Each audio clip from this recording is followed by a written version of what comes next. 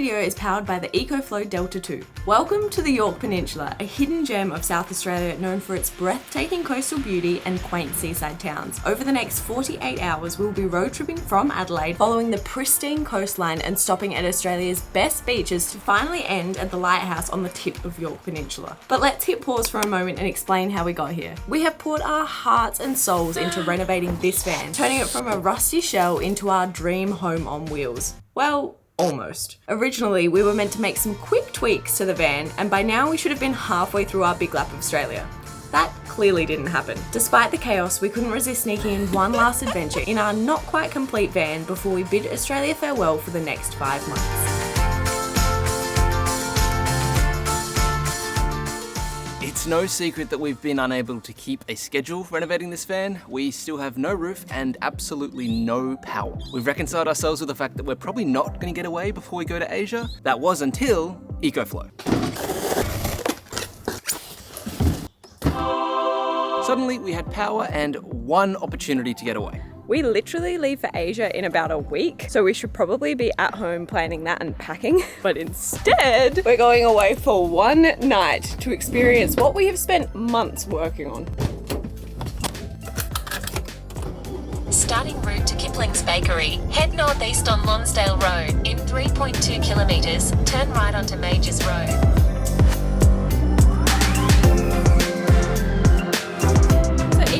Both of us have grown up and lived in South Australia our whole lives. This is the first time we've ever been to the Yorke Peninsula. It's way closer than I ever thought it was, like an hour and a half to 3 hours and you'd be decently down the peninsula. I don't know why we've never done this.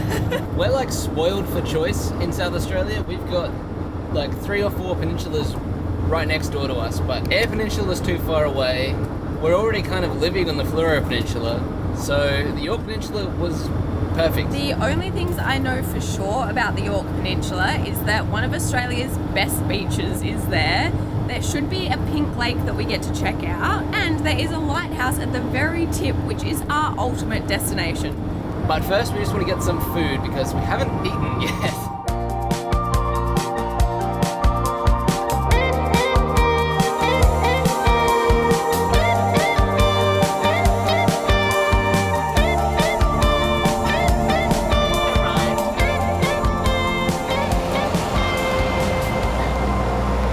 The reason that we've chosen this bakery is we found a blog post that detailed the top 10 rural bakeries. This was one of them, and apparently specialised in sausage rolls. If I'm being my most cynical self, they don't look that special. Looks like a pretty standard sausage roll. There's nothing about them that I was like, wow, that would make an epic sausage roll.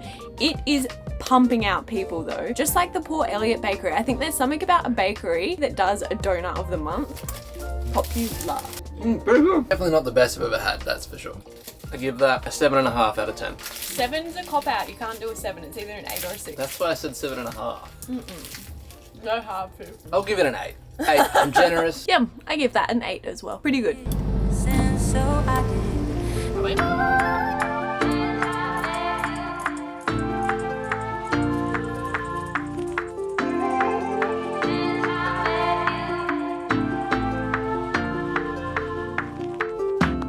On this drive, it's only been like hour, 2 hours. We have passed Dunedin and now we are around or near Lochiel. So a very Scottish vibe, and there's something else here that I can see that is giving the Scottish vibes. We passed Dunedin. Yeah. Dublin. Aww. Dublin. Still, UK. Oh, is Dublin? Dublin's not Scotland. Irish. Oh, so close. Close enough. So close.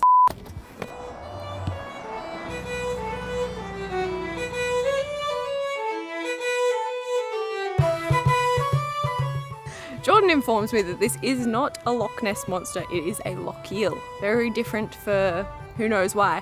But that makes sense because this tiny town is actually called Lochiel. So at least there's a reason that this is here, not just a random Loch Ness monster in a pink lake in Adelaide. I think it definitely adds something to it. There's more of a reason to come here when it's not super pink, is to see the monster. We did see one sign, and apparently when it dries out, it almost turns like Bolivia, the salt flats. They like crust over, and it genuinely looks like what we had in Bolivia, except not as white. It's nice because it's like all year round there's something else to see. So the pink actually comes from algae in the water. It's giving it that pink shade, and during winter, which it is now, all the water floods in and it gives heaps of nutrients to the algae and they start to grow, but they need a lot of sunshine to bloom. So the best time to actually see this lake is in spring, where it goes really pink. Right now it shouldn't be too good, but I definitely can see hues of pink. I can't believe how different it looks from the sky. I'm so glad we have the drone. The different perspective it gives you is just mind-blowing sometimes. It looks incredibly reflective, and like there's these squares that I can't see from here that look really cool. Apparently heaps of people have used this area for photography, like even Qantas and Times magazine, I think it said. Heaps of artists and clothing brands come here to do shoots because it's just so beautiful. Starting route to Stansbury Caravan Parks. Head south on Francis Terrace.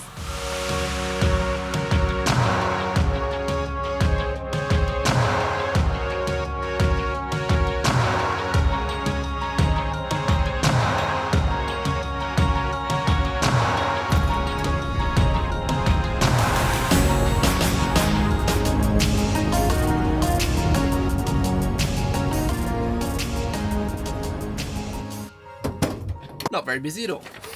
So we're site 12, but she said we can pretty much go wherever.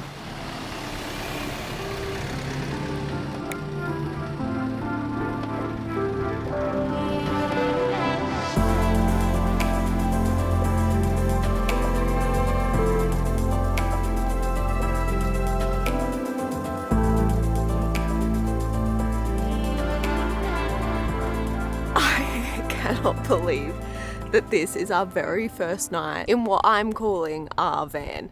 I feel like we have had a night in this van before, but it was before we made all of the changes to it, and this is just perfect. I'm literally looking straight on the beach at the water with all of these pelicans, and there is no one around us. The nearest neighbours are 10 spots away. I don't know how we got this lucky. You can see the clouds rolling in the background. Oh, I think this is going to be a pretty magical spot for sunset.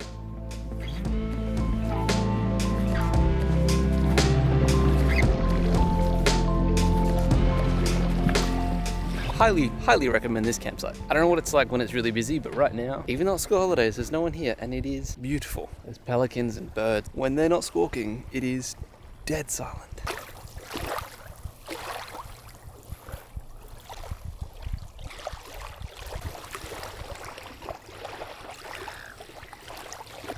Yorke Peninsula. Who'd have thought?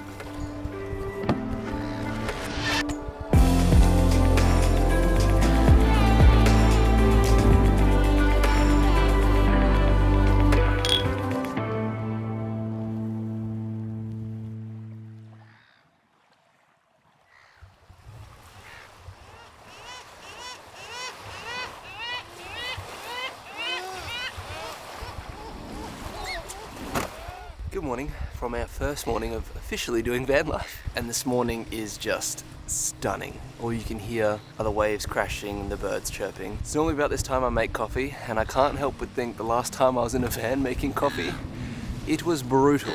I was out in the snow in Canada trying to like dust the snow off the little gas mate thing and boil some water, but I don't have to do that anymore. We bought a kettle that we're going to be able to boil inside, not out in the cold. Although it's definitely not as cold as Canada, and it is quite a nice morning, so wouldn't have been too bad. Is it using lots or nothing? Heaps. For reference, that's more power than the actual inverter we bought for the full van setup. It has been a very slow, peaceful morning. We're sneaking in one more coffee at this campsite before we head on for the day, because we have a few things we want to do today. First thing we're doing after we finish these coffees is actually crossing over to the other side of the peninsula, because there's meant to be one of the best beaches, not just in South Australia, but all of Australia. And hopefully the sun stays around for that, because it should look schmicko. This is the ECOFLOW Delta 2 portable power station. It's perfect for pretty much any situation where you need reliable power on the go. With a hefty 1024 watt hour battery and the ability to pump out 1800 watts, which we witnessed this morning, 1.8 kilowatts. It can handle everything from just running your fridge to powering your essential projector on the road. But my favorite part about the whole thing is how quickly it charges. The ECOFLOW X Stream Tech means you can charge from 0 to 80% in about an hour using a wall socket. It's packed with 4 USB ports, 2 USB-C ports, and 4 regular outlets, which means we could keep everything we needed charged and have room to spare. Right now, the ECOFLOW is charging my phone, Emily's phone, the drone controller, the drone battery itself, Emily's laptop, and these lights. It's very handy. Despite its power, it is pretty portable. It weighs only 12 kilos and you can monitor everything inside it from an app on your phone. The ECOFLOW Delta 2 is not just a battery, but an essential home appliance. Whether for daily home usage, outdoor or travel use, it's a handy, eco-friendly power solution for your family anytime, anywhere. A massive thank you to the ECOFLOW team for powering this adventure.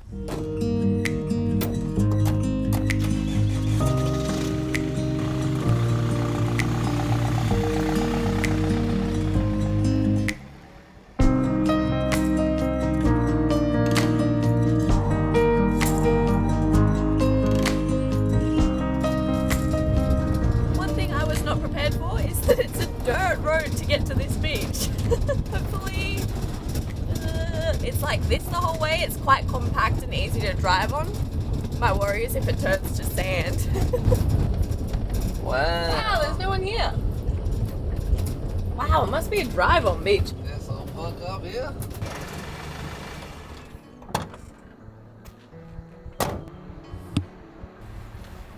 Whoa. Wow. I think the draw is the really white sand and blue water and the fact that it's like heaps of sandbanks, but it's too cold to go out there. Definitely would be a summer hotspot here, but in the winter it's freezing cold and I don't think the water's showing as blue as it can get. But what's cool is this is actually a drive-on beach. So if you had a four-wheel drive, you could come down, have a whole day on Flahertys Beach and probably find a spot that's super secluded and by yourself, because it goes on as far as the eye can see in both directions. Oh, wobbly. Where are we going next? Final stop, going to the lighthouse. I think it's Spencer Lighthouse. Right at the tip of the bottom of the Yorke Peninsula. Right at the tip of the bottom of the Yorke Peninsula. It sounds like that song, like, there's a frog on a log at the bottom of the sea. What the heck is that? I have no idea. Oh, you got the handbrake on. It is about an hour to the Cape Lookout, but I have added in one stop along the way because there's a couple of really, really old shipwrecks that you can have a look out of, and I just think it would be so cool. Plus, I learned how they got there. Did you know? I'm excited to hear. There's some cool stories.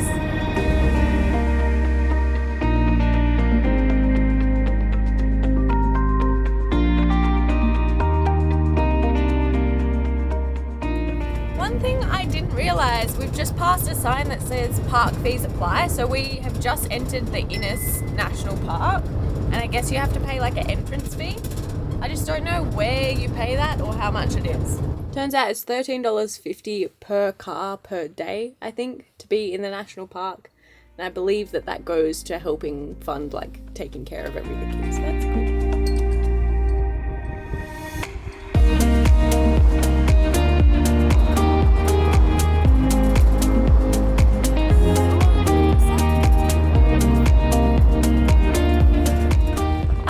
Zero expectations about this national park, and we've been in it for what, 5 minutes, and it has blown me away already. The views are incredible, the water is so blue, and then there's no one here.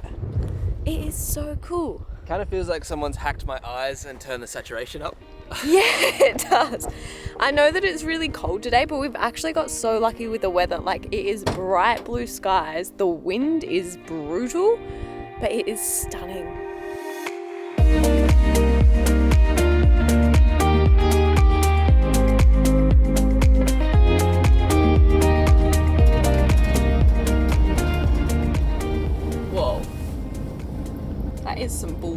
water, right?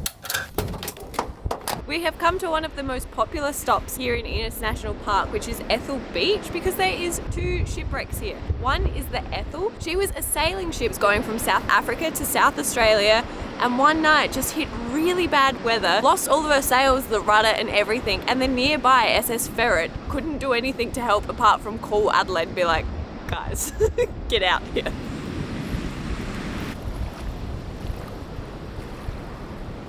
I don't think I've ever seen a shipwreck before. It's high on my list to get like a scuba license so we can dive and see like underwater shipwrecks, but Apparently this area, there's like 5 shipwrecks out there that you can go and dive around. Yeah. Pretty cool. we made our last stop right on the tippy top end of the peninsula. So it's like a nice one-way adventure.